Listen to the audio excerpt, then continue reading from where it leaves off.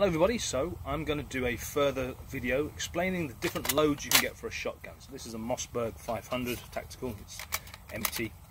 And this is a fairly standard configuration pump action, so you load up to 5 shells into the breech, into the tubular magazine, which is this bit here, runs all the way down, and using this pump you rack more rounds into the barrel and it goes boom. Very popular gun, very sturdy, very easy to manipulate.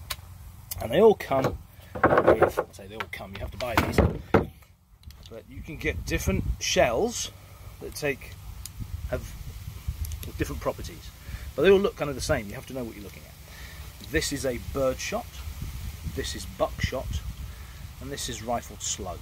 So what does that mean? Well, they all weigh about the same. Maybe this one might be a little bit heavier, but they all weigh about the same.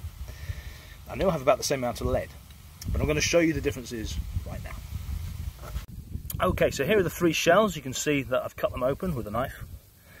And this is what you get in the end of the Birdshot. You just get a whole load of little pellets, little tiny ball bearings. So that's like lightweight, short distance, don't fly too far. Buckshot. This is this particular load. You have 9 separate ball bearings, well, lead shot. These are a little bit bigger, as you can see. There's one of the little Birdshot ones next to it, and these are big and will cause lots of damage, but they still spread. And then this one here, I thought it'd be fun to kind of show how they're made. So you've got the shotgun shell. This one's already cut open. And inside you get the wadding, which is the bit that pushes everything out. Can't do it, okay. And it pushes out, in this particular instance, a big, fat, whoop, catch it, single ounce of lead. That's 1 ounce rifled Slug. So it goes through a smooth bore shotgun, and that rifling makes it spin as it flies through the air. Yeah, look at the difference in size. Let's see, and then the powder is actually just in this very end bit here. I'm going to see if I can drag that out for you.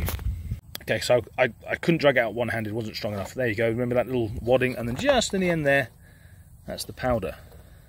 There we go, there's the powder. That's the bit that burns. It doesn't explode, it burns, and it creates a pressure build-up as that burns, very rapidly, mind you.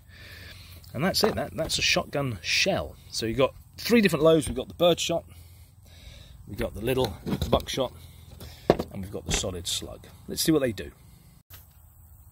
So for the purposes of the demo, we've got a paper target, just to show you the spread.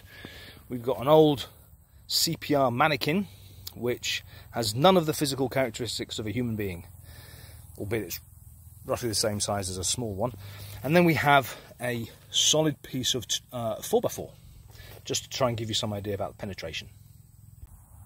So the first shot, we'll use some Birdshot, and the second shot, we'll use the Buckshot. I'm not going to use a solid Slug, because that'll just put like a hole, and you'll be like, okay. But the penetration one will be more interesting for that. So first one Bird, second one Buck.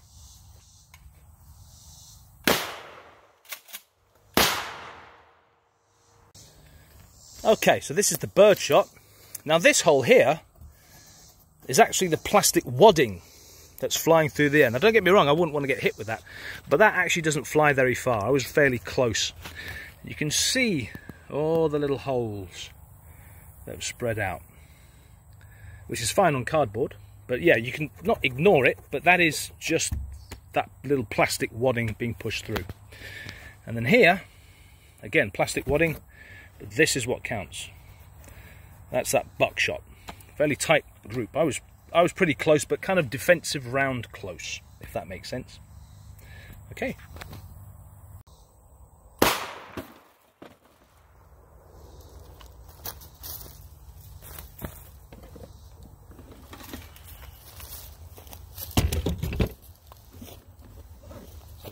That's that wadding again.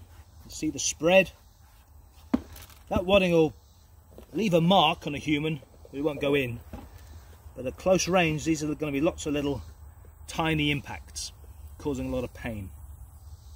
Let's see what happens when I do it up close.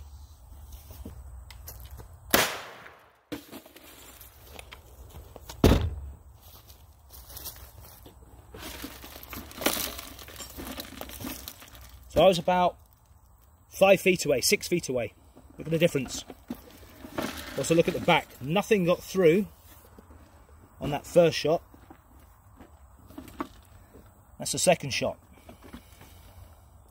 So if people tell you birdshot is not effective, think again.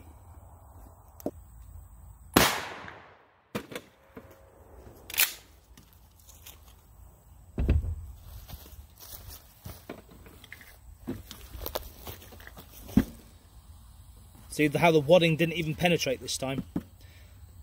That those buckshot sure did. See the damage it's caused on the back end? Very disruptive.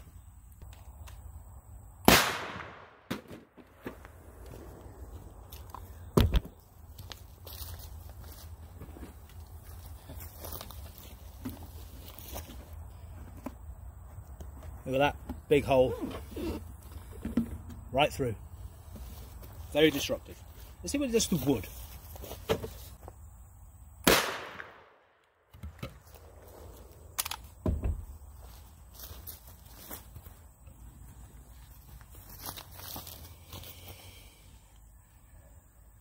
So you can see the kind of penetration that we're looking at.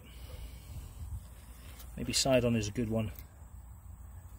It's going to really hurt if it hits you.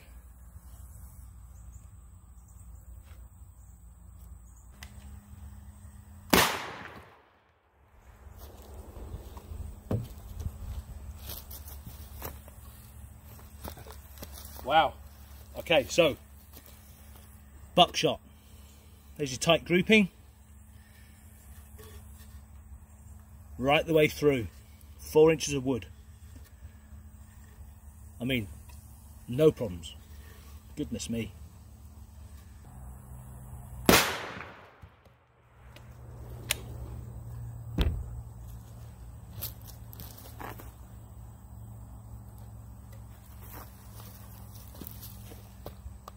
You can almost see just through that. Look at that. I mean, that's the wadding hitting. That's still going to smart.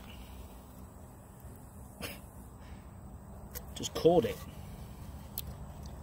Goodness. That's quite spectacular.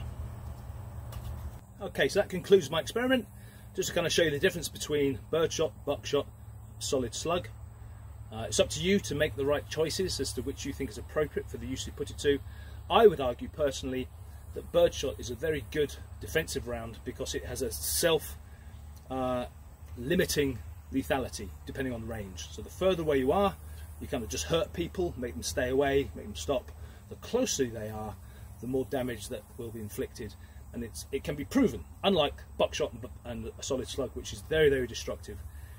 And you might not want to make that option. If you want to keep people away and stop the threat, I would say birdshot is a good option, but I'm sure the internet warriors will tell me that I'm wrong, and that's okay. Please leave your comments underneath and subscribe.